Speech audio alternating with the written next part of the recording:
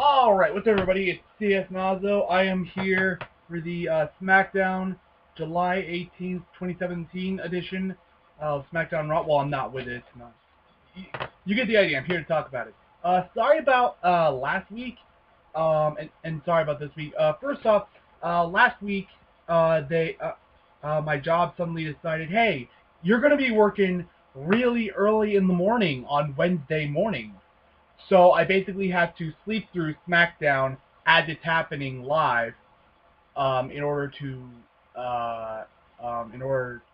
get a good amount of sleep before I have to go into work the next day.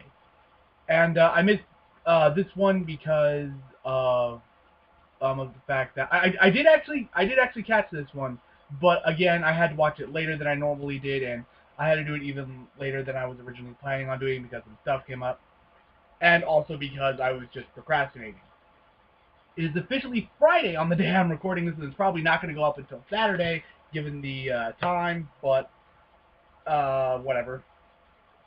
And you'll have to excuse me if I'm going through this really fast, because, again, gotta get up pretty early in the morning for work tomorrow, so you'll have to forgive me for that. Anyway, let's start out. We start out the night with the Singh brothers introducing Jinder Mahal. Jinder Mahal basically says that my match with Randy Orton, I'm not even gonna try an accent because it's just gonna be, it's just gonna wind up sounding really, really bad. My match with Randy Orton is going to be inside this Punjabi prison, in which I will have the distinct advantage. Why? Because I'm Indian, and that somehow gives me an advantage in this match. Don't ask it. Don't ask. Don't ask. Just accept. And he's very cocky. He goes on to explain the rules of the match, where basically you tell one of the there are 4 doors on each side of the first cage, and when you're ready to leave the first cage, the ref will you tell the ref to open the door, and that door will stay open for 60 seconds, at which point it will close and never reopen. Which begs the question: what happens when it happens all 4 times? When all 4 doors close, do you just climb out? Because that looks like it's something that you could do. And then he said that even if you manage to get out of the first cage, you have to then proceed to exit the second cage that is outside. And he said that in this environment he will thrive. Again, I don't know why. He's very confident that this is the stipulation that's going to give him an advantage over Randy Orton, despite the fact that he's going to be separated from the Singh brothers, the thing that's been giving him his advantage since his championship match. So, yeah. And Randy Orton actually comes out and addresses this. He says that it makes no sense for Jinder to be so eager for this match, because the one advantage he has, he's not going to be able to use. Basically saying, I'm not locked in there with you, you're locked in there with me. Essentially. And he also talks about how after everything Jinder has done, Orton has absolutely nothing to lose, while Jinder has a lot to lose. And he's basically trying to put the pressure on Jinder for that. Later, we move on to the first match of the night, Jimmy Uso versus Kofi Kingston. They're bringing up that terrible rap battle a lot. Why? I mean, like, this rap battle is a serious part of their story. This is something that changed the entire freaking night, made it so much more personal. It wasn't even all that good. To be fair, the Usos were trying. And some of their stuff was actually decent. And Xavier was almost decent, to be fair. But no, I really don't understand why that rap battle needed to happen. Why did they all of a sudden just have the New Day why did they just give him a rap gimmick all of a sudden? And why was the rap battle made an integral part of the story? Okay. This was a okay match. Some of the spots that I wrote down in my notes is this one bit in the beginning where Kofi is just mudhole stomping Jimmy Uso, and every time he stomps, Xavier does a little toot on his trombone. There's a delayed outside dive where it looks like Kofi's going to dive outside the ring, then he just kind of grabs onto the rope to just kind of balances on them, then tosses himself over, landing on Jimmy Uso. And one thing I noticed is that a lot of times in this match, a lot of it was spent outside the ring. Like, half of it was spent outside the ring for whatever reason. Don't ask me why. I thought it would be able to remember this, the ground ghetto stomp. Don't ask me. I honestly can't remember what the ground ghetto stomp was, but I found it cool enough to mention, so I'm at the time at least. But the match ends with Kofi going for a Trouble in Paradise, but Jimmy manages to reverse it into a fireman's carry charge into the turnbuckle. Jimmy then wins by... Oh, no, wait. That is not how the match ends. That was just another really cool spot that I like. I'm screwing up my own notes. Oh, God. Okay. After that, Kofi Kingston goes for a crossbody block from the top turnbuckle. Jimmy reverses it into a roll-up pin, and then that's the end of the match. That is the end of the match, actually. And that's how Jimmy wins. No, I don't remember there being any kind of dirty tactics. It just seems like the Usos got the upper hand because they were smart enough to know what they were doing next and then just reverse it. You know, they weren't stupid enough to just take the hit, you know? After that, Shane McMahon talks to Charlotte, Becky, Lana, Natalya, and Tamina backstage, and it seems like everyone except Tamina wants, just basically wants to kick the crap out of Lana. And also, one thing I should mention is that apparently, in the last episode of SmackDown, the one that I missed, an elimination match was announced for Battleground, where the winner will go on to face Naomi for the SmackDown Women's Championship at SummerSlam. Yeah, I didn't see. Sorry about that. And also, it probably makes a lot of sense to have seen that one because, I don't know. Maybe they established more of what's going on between Tamina and Lana. There's like allyship or whatever they have. Did I really just say allyship? I really said allyship. Alliance is what I meant. Oh God, allyship. God, what the fuck is wrong with me? But anyway, Natalie then talks Shane McMahon into booking Charlotte versus Becky later in the night. And then we have a recap of what happened the previous night on Raw, which is that Jason Jordan was announced as being Kurt Angle's illegitimate son. I'm actually quite for this because, I'm really for anyone getting a push. I am for anyone who has never had that main event status given a main event push. Then again, I don't really think this is a main event push, but it's definitely a push. And yeah, I'm for it.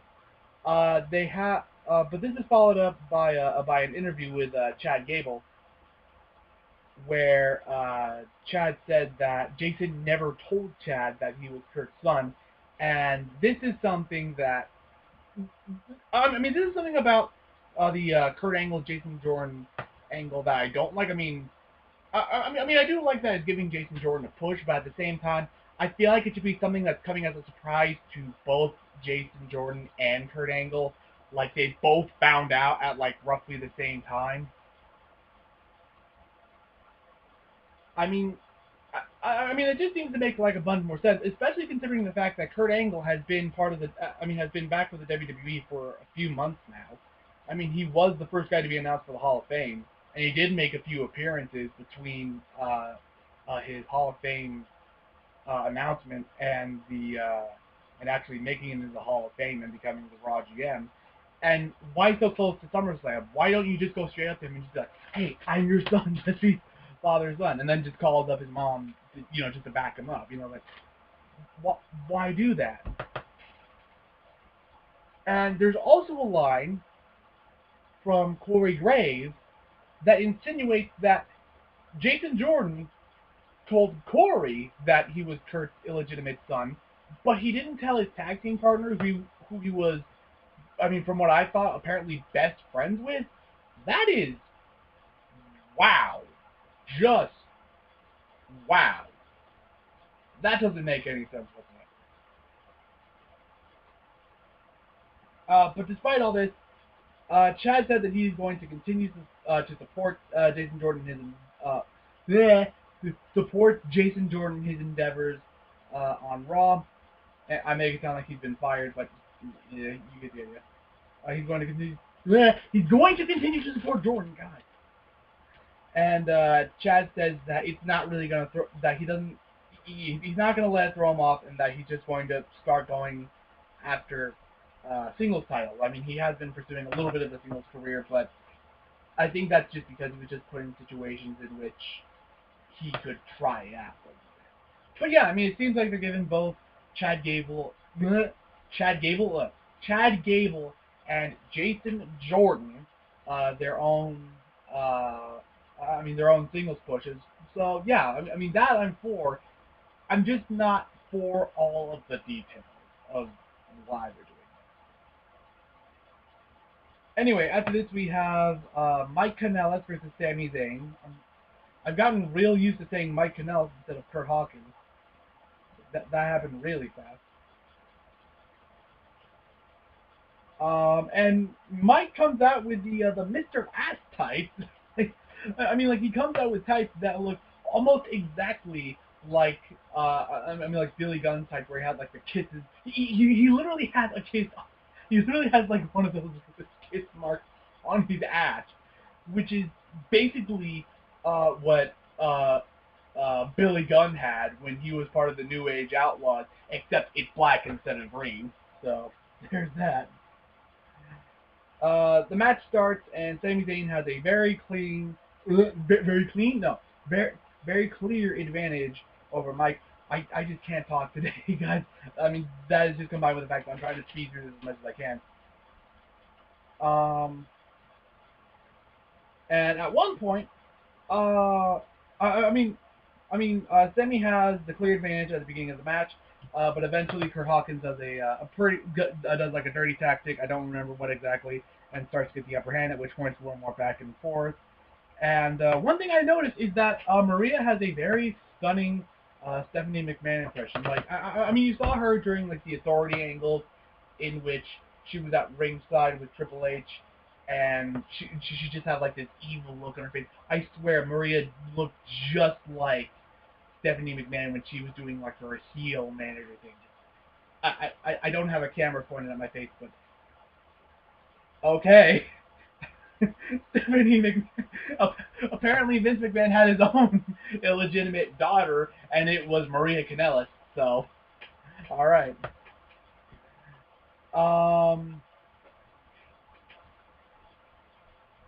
There's one bit where the match ends with Sami Zayn having the perfect setup to hit the haluva kick on Mike, but then Maria gets in the ring and just kind of like blocks Sami's path to Mike, just long enough for Mike to get his bearings back, and then when I say cheap shot, I kind of make it sound like he's going for a low blow, but that's not what he did. He just kind of took like a really big, like unexpected punch to the face, and that knocked Sami Zayn out long enough for Mike to get the pin. And the two of them just kind of walk off victorious. I really don't have anything else to say about that other than the match was okay. It wasn't offensively bad or anything.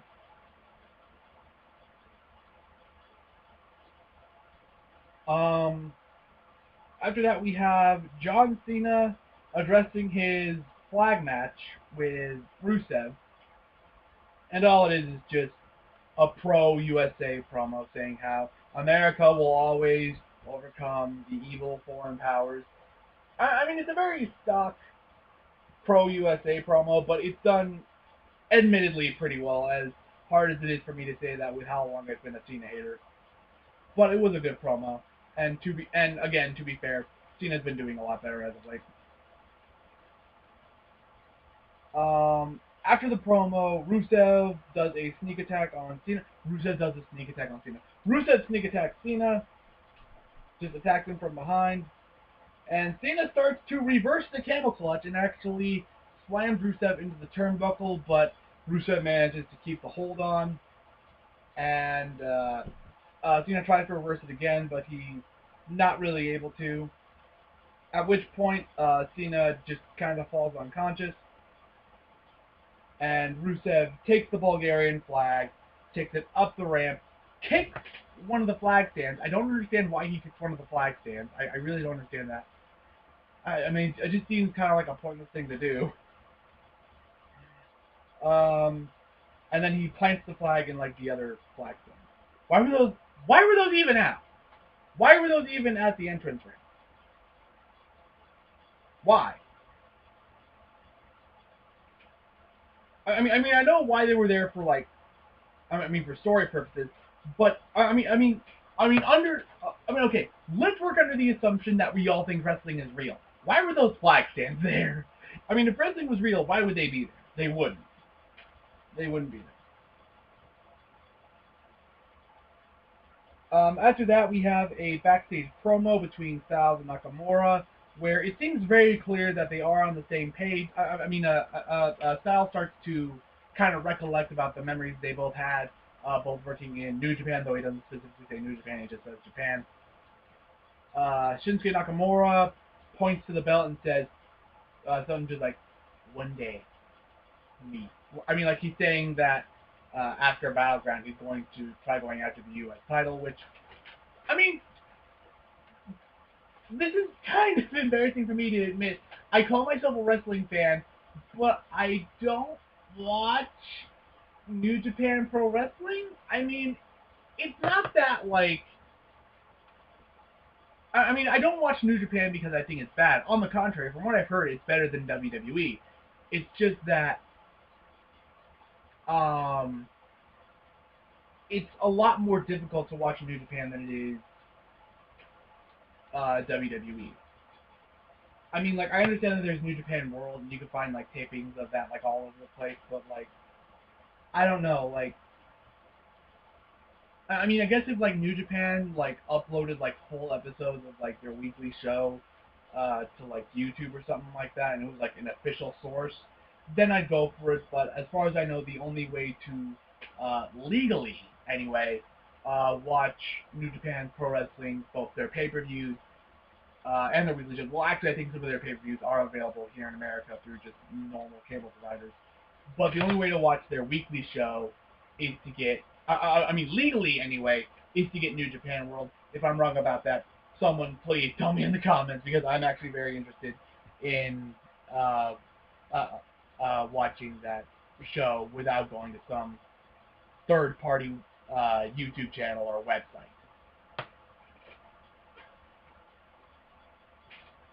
Anyway, that's my first page done.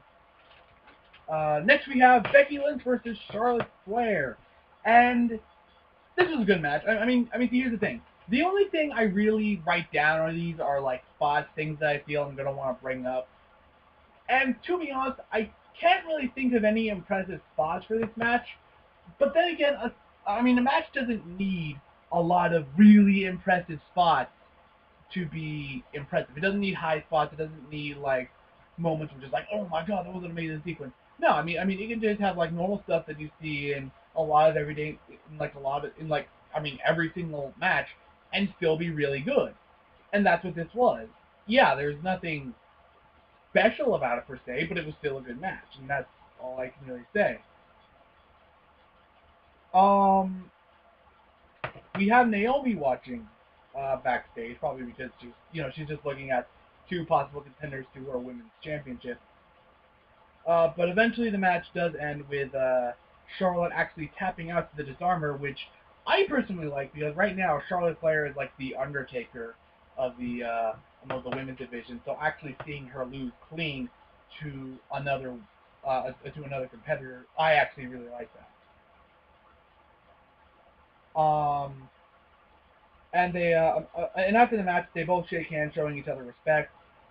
And after that, Lana and Tamina start walking down the ring, at which point Natalya, who was at ringside, I forgot to mention that Natalya was commentating the match at ringside. just attack Becky from behind, and then the three, Lana, Tamina, and Natalia, just start playing like the numbers game. Just start attacking Charlotte and Becky until they're laid out. At which point Natalia tries to make a move.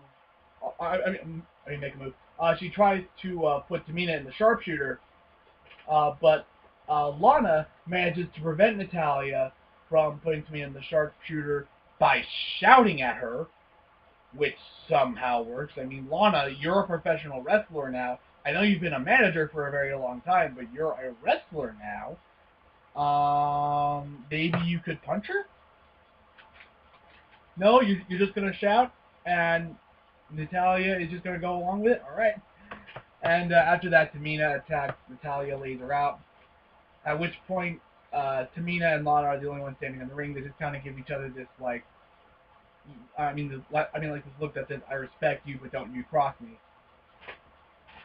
And then that's just the end of the segment.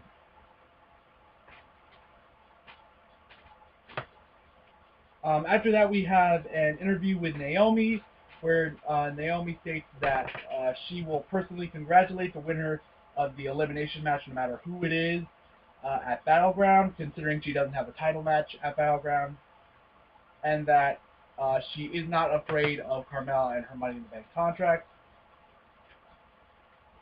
And then Carmella shows up to say, okay, you're not afraid of me, but you should be. You really should be, because I can cash this in whenever I want. Next we have Fashion X-Files. Ooh boy, another... I really like... Breezango is, in my opinion, the best part of SmackDown. They are so freaking funny. I don't know what Tyler did to his hair. He went... like, I guess he's trying to be like... I don't watch X-Files. I don't know the first thing about X-Files other than it is some kind of supernatural cop drama. That's all I know about X-Files. But apparently he has his hair in a way to make himself look more like the female lead on the show. I mean, I guess that's what they were going for. Otherwise, why? Why? Tyler tries to convince Fandango that Fandango that there's nothing supernatural at all happening with their case. Fandango disagrees, and then they're hearing that stereotypical, that stereotypical, that stereotypical ghost sound. And they actually do some investigating as to where it's coming from. For some reason, Aiden English is there in the closet, and he's just warming up his voice. He's just kind of there. And now that I think about it, why wasn't he a suspect? I mean, why wasn't he made a suspect along with, like, Simon Gotch? Where is Simon Gotch, anyway? I thought it was Aiden English who had, like, all the heat backstage, not Simon Gotch. Like, maybe Simon Gotch got fired or something. Anyway, after that, they're just like, Tyler looks at Fandango and goes, there's nothing supernatural going on at all. At which point, a light turns on above them, and they're like, oh my god, at which point Tyler's just like, oh my god, the aliens are here, and they're just like, they are convinced that there are aliens that are ready to come abduct them at this point. And, even to the point, God, I cannot talk today. I'm just this is just stuttering at this point. I'm just stuttering about SmackDown. I should really rename this series to CSNazo Stutters About SmackDown. But whatever. They get a delivery, and for whatever reason, they still think the delivery guy is an alien for a while. Like, even after he says, like, yeah, it's kind of dark in here, so I just kind of turned on the light. I need you to sign for this. So now they're convinced that there's no aliens. But they open the package, and it's a stuffed horse head. I don't understand this. Maybe if I saw last week's episode, I'd understand, but I don't understand this right now. And with the stuffed horse head comes a note that reads Battleground, implying that we will finally get an answer as to who trashed the Fashion Police's office at Battleground. Ooh, after that, we have the main event: AJ Styles and Shinsuke Nakamura versus Kevin Owens and Baron Corbin. I think I'm just gonna stop bringing up the fact that they're not doing like the window during the commercial anymore because that's just,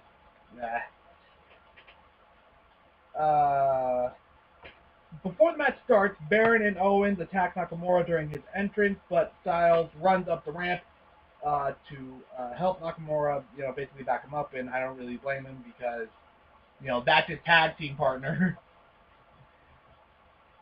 Apparently during the commercial break, there's a spot where Styles goes to hit the phenomenal forearm, but as he's jumping off the rope, Baron just kind of punches him in the face, which I thought was kind of cool. And like I said, there was nothing really special about this match. It's just a solid match. It doesn't need to have anything special about it. It doesn't have to have a lot of memorable moments in it just to be a good match. Especially if it's just a weekly show like Smackdown. I mean, for a pay-per-view, yeah, but for like a weekly show, it doesn't have to be 5 stars. Unless, this is supposed to be a major part of the story, but you get the idea. Anyway, I don't remember how exactly the match ends, and apparently I didn't think to write it down, because my last note here is just Owens and Corbin win. So, yeah. Anyway, this was a good episode of Smackdown Live. My only real problem with it is that this is the go-home show to Battleground, and it's very underwhelming. It is very, very underwhelming.